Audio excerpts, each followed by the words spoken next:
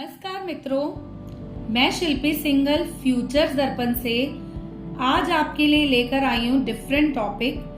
आपका अगला जन्म किस योनि में होगा, तो उसके लिए अगर मेरे से कोई गलती हो जाए तो कृपा करके आप मुझे क्षमा कीजिएगा।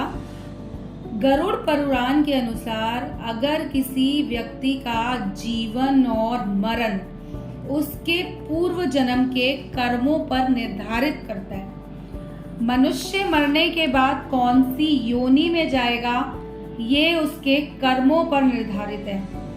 उसी के अनुसार ये पता चलेगा कि उसने कैसे कर्म किए हैं और उसको कैसी योनि प्राप्त हुई है। अब मनुष्य ये बोलते हैं अगला जन्म किसने देखा।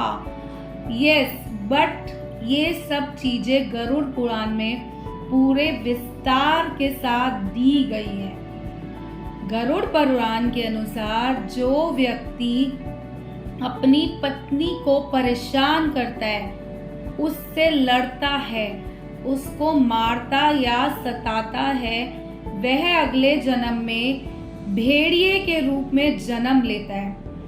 भेड़िए के बाद उसको योनि प्राप्त होती है कुत्ते की, फिर सियार की, उसके बाद गिद्ध की, सांप की, कौवे की और फिर बगुले की।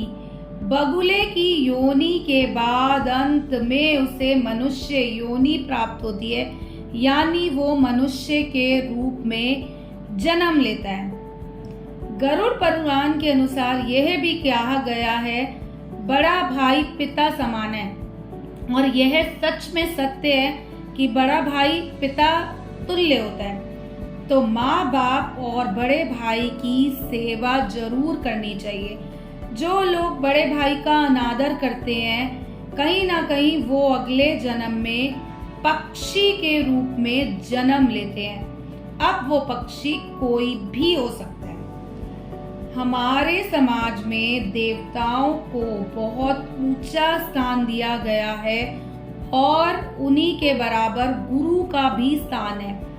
जो लोग अपने देवताओं का या पूर्वजों का अनादर करते हैं या फिर अपने गुरुओं को धोखा देते हैं, उनका अनादर या अपमान कर रहे हैं, वे 100 साल तक कौवे का जीवन व्यतीत करते हैं। इसीलिए कहा गया है अच्छे कर्म कीजिए।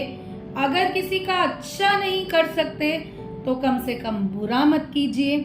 अब कुछ लोगों को देखा गया है चोरी करने की बहुत आदत होती है।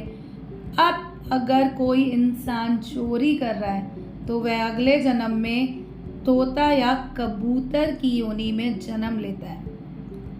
अगर कोई किसी का हत्या कर रहा है या कत्ल कर रहा है, वो अगले जन्म में गधे की योनि में जाता है। और आपको पता है गधों का क्या हाल होता है, वो किसी से छुपा नहीं है। जो व्यक्ति दूसरे की मदद करते हैं, अच्छे कर्मास कर रहे हैं, पशु पक्षी की सेवा कर रहे हैं, बेजुबान जानवरों की सेवा कर रहे हैं, जैसे चींटियों को खाना खिलाना, कुत्ते को रोटी, पशु पक्षियों को अनाज डालना, धार्मिक कार्य कर रहे हैं, कुछ भी बुरा कर्म नहीं कर रहे, उसे ही अगले जन्म में मनुष्य की योनि प्राप्त होती है।